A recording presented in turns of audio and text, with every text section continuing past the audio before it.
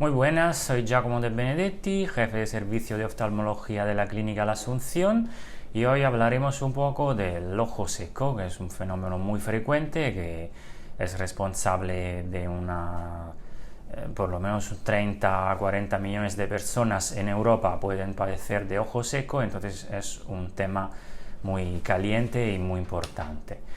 Tenemos que considerar la enfermedad de ojo seco como una enfermedad que depende de muchos factores, es decir, que no solamente es un tema de lagrimación, también tenemos síntomas oculares que están provocados por inestabilidad de la película lagrimal, que a su vez podemos decir que se hace como más salada, y eso irrita, provoca una inflamación, creando un círculo vicioso que luego ya veremos más adelante, donde también los nervios que se ven afectados de ese tipo de inflamación juegan un papel muy importante. En principio, solemos distinguir dos grandes categorías de la enfermedad de ojo seco: la componente evaporativa y la componente acuosa. O sea, cuando tenemos un problema de sequedad ocular, podemos tener una deficiencia de la parte acuosa, que proviene principalmente de la glándula lagrimal, que está situada en la parte superoexterna de la órbita y que se cerne prevalentemente una capa de tipo acuoso. Luego hay una deficiencia lipídica que depende más bien de un tema de los párpados, de cómo funcionan los párpados, las glándulas de los párpados, la piel misma del párpado, y es básicamente la capa lipídica funciona como una tapa que impide a las lágrimas de evaporar. Entonces tiene un papel muy importante. La verdad que a veces esas dos deficiencias están un poco solapadas una entre otras. No es tan claro en las patologías un tipo o otro, pero hay que hacer ciertas distinciones para luego poder corregir esos problemas. Como estaba comentando antes, es una patología muy frecuente, sobre todo en las mujeres. Normalmente, en España por lo menos, un 12% de las mujeres suelen tener problemas de ojo seco, y eso va aumentando y empeorando con la edad. ¿Por qué las mujeres más que los hombres? Probablemente por un tema hormonal, o también habrá que decir porque las mujeres suelen buscar más atención médica normalmente en media de los hombres, y eso hace también que los casos se vean con más frecuencias. Hay factores, aparte de lo del sexo femenino, también alteraciones de la piel, de las glándulas. La etnia asiática suele tener más problemas. Quien tenga problemas reumáticos, sobre todo enfermedades del tejido conectivo. Y también hay otros factores como el uso continuado de ordenador, el uso de lentillas de contacto, evidentemente la contaminación ambiental, y varios medicamentos que se suelen tomar bastante a menudo, como antihistamínicos, antidepresivos, ansiolíticos, la vitamina A, que se suele utilizar en el tratamiento de algún tipo de acné. Y luego hay factores que están debatidos, que pero son también importantes, como la diabetes, la rosácea, que es una enfermedad de la piel donde se ponen como manchitas rojas alrededor en la frente, en las mejillas y tal, las enfermedades de la tiroide, una alterada balance a nivel dietético, lo que se llama la comida saludable. La cirugía refractiva en algunos casos pueden ser responsables de ojo seco. Es importante porque produce una disminución también de la productividad, da problemas, la gente está incómoda, no se encuentra a gusto cuando está utilizando el ordenador, es decir, que empeora notablemente la calidad de vida. Y evidentemente el uso que cada vez hacemos de smartphone, de pantallas, de tablet, hace que nuestro ojo, por el tema del mismo parpadeo que tienen esas pantallas a todo nivel, transmite el cerebro un impulso a que el ojo no parpadee lo suficiente para no perderse nada de ese parpadeo que hacen las mismas pantallas. Eso provoca a su vez sequedad en una persona que ya tenga algún problema. Eso hace que su inconformidad, su incomodidad aumente. Tenemos que distinguir una cosa importante cuando hablamos de lágrimas. muchos pacientes, a veces cuando le dices, bueno, tienes ojo seco, ¿cómo puede ser, doctor? Yo lagrimeo muchísimo. Bueno, hay que distinguir que existen tres capas al nivel de las lágrimas. Hay la capa lipídica grasa que hemos dicho que está encima, que tapa un poquito, es una capa muy finita, y luego hay una capa acuosa y mucinosa, que es la parte preponderante de las lágrimas. Podemos decir que es más de 2/3 de las lágrimas son de esa capa mucinosa y acuosa, pero el ojo cuando está irritado lo único que se va a hacer es lagrimear. El problema es que esas capas tienen que estar equilibradas entre sí. Entonces yo puedo tener mucha lagrimación, pero ser una lágrima de baja calidad. Entonces tendré igualmente ojo seco, aun si mi ojo lagrimea mucho. Luego ya veremos otros problemas que pueden ocurrir.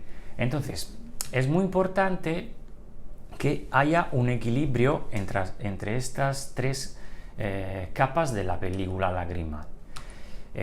Volvamos un momentito al tema de las mujeres, porque hemos visto que aparte de temas sexuales que están relacionados con el cromosoma mismo XX, pero también las hormonas del eje hipotálamo hipofisario, factores de la tiroide que suelen también afectar más a las mujeres que a los hombres, perdonad, y los glicocorticoides, los hormonas del estrés, son factores que pueden explicar un poco esa diferencia que tenemos de sequedad en el sexo femenino. Respecto al tema del círculo vicioso que estaba comentando antes, es que al final cuando empieza una irritación, la lágrima cambia de salinidad. Esa salinidad va a provocar más irritación. La irritación se repercute también en los nervios oculares, que empiezan a transmitir unas señales alteradas. Eso provoca que las células no produzcan las lágrimas necesarias. Entonces, al final tenemos toda una serie de alteraciones que tenemos que cortar, que interrumpir para que el ojo vuelva a establecer un control de su lagrimación optimal. Entonces, es ahí la dificultad que tenemos, porque hay muchos factores en juego y cada factor puede estar afectado de lo que hemos visto de la contaminación ambiental, si uso mucho las lentillas de contacto, si uso mucho el ordenador, si estoy en un ambiente muy seco, como suele ocurrir, por ejemplo, en verano cuando se usa mucho el aire acondicionado, o al revés, en invierno cuando usamos más la calefacción. Luego, si tengo problemas cutáneos, la blefaritis que me puede afectar los párpados, me puede dar otros problemas a la hora de regular, es decir, que es una enfermedad multifactorial y que necesita también una tentativa de resolucionarlo de varios facultativos también, no solo el oftalmólogo, porque a veces tienen que intervenir el dermatólogo, el reumatólogo, el neurólogo, lo que se ocupe por ejemplo, de unidad del dolor, porque tenemos que intervenir a varios niveles. Entonces, ¿qué hacemos para que el paciente se encuentre bien? Lo primero es intentar ver cuándo tiene el problema. Por ejemplo, si el paciente normalmente por la mañana tiene más problemas que a lo largo del día, suele ser más un tema de enfermedad de la piel, de los párpados. Al revés, si la enfermedad va empeorando a lo largo del día, normalmente es más un tema de sequedad.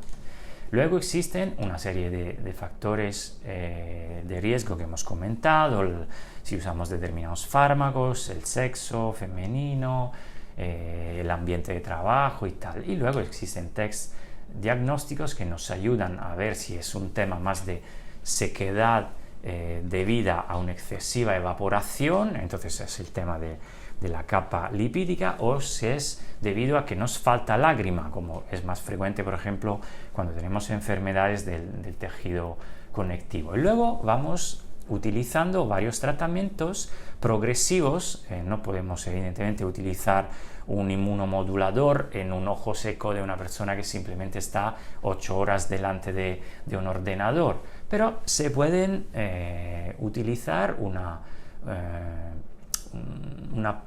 ¿cómo puedo decir?, una aproximación escalonada que no sea tan rígida, es decir, intentar adaptar un poco lo que el paciente nos comenta e intentar utilizar las posibilidades que tenemos.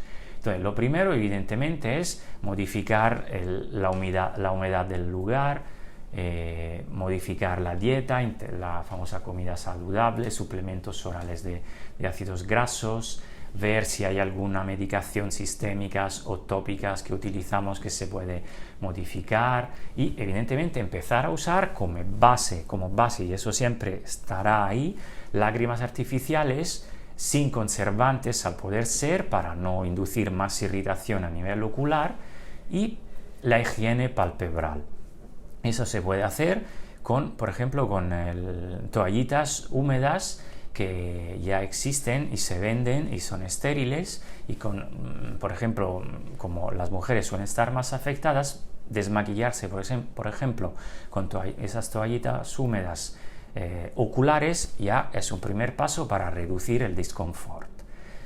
Luego, si eso no es suficiente, evidentemente podemos subir el nivel y utilizar lágrimas más lubricantes o geles, o utilizar calor que ayuda a soltar más esa grasa de los párpados que luego va a tapar y a reducir la evaporación lagrimales. Se puede incluso ocluir, o sea, tapar los puntos lagrimales por donde es el desagüe de las lágrimas para que uno pueda mantener sus propias lágrimas, o utilizar fármacos como corticoides tópicos o incluso corticoides por vía oral si la situación es más grave, si estamos lidiando con factores de enfermedades del tejido conectivo o reumáticas, o existen también, se suelen usar cremas tópicas con antibióticos, con corticoides, incluso se puede, subiendo el nivel, utilizar antibióticos por vía oral, que se ha visto, nosotros hemos hecho un estudio muy eficaz con la citromicina, que es un fármaco muy común y que además se toma durante muy pocos días, que tiene un efecto a la hora de tratar las blefaritis o los orzuelos y tal, muy beneficioso y que se puede alargar durante muchos meses. Luego existen evidentemente uso de lentes a contacto terapéuticas, suero autólogo, si hay problemas graves de úlceras corneales y tal.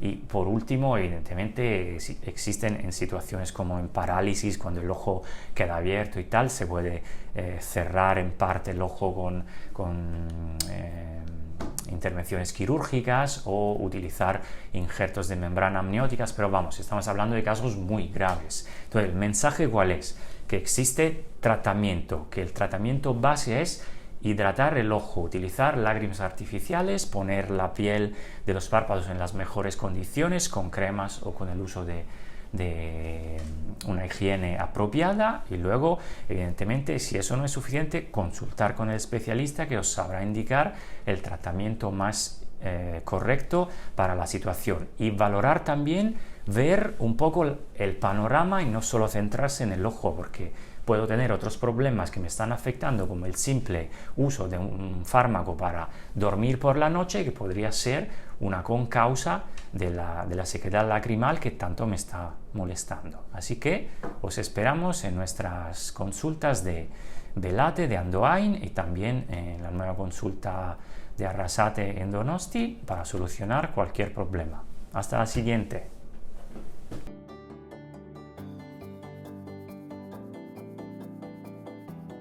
Bueno, en principio los primeros síntomas que se suelen notar son picor, sensación de cuerpo extraño o misma sequedad o necesidad de frotarse mucho los ojos, a veces incluso sin tener el ojo rojo, que es el primer síntoma que nos puede alarmar, por lo cual delante a síntomas así que se repiten con frecuencia, sobre todo a lo largo del día o a primera hora de la mañana, es el momento donde hay que acudir al oftalmólogo.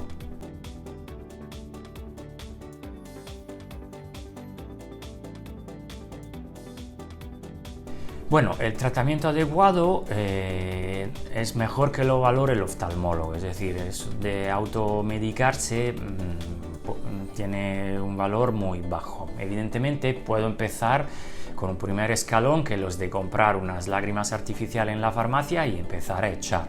pero si a los 2-3 días veo que eso no mejora, hay que acudir al especialista.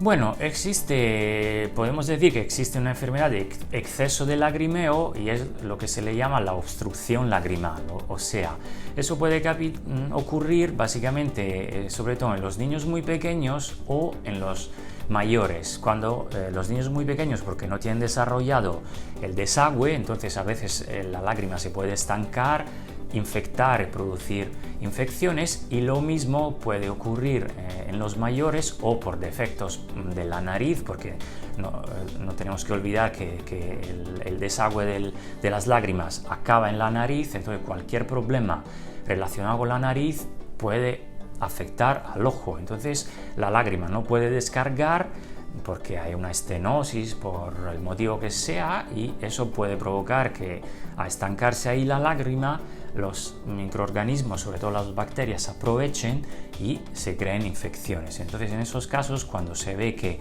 hay infecciones frecuentes, se me hincha la parte interna aquí donde convergen los párpados, también hay que consultar con el especialista.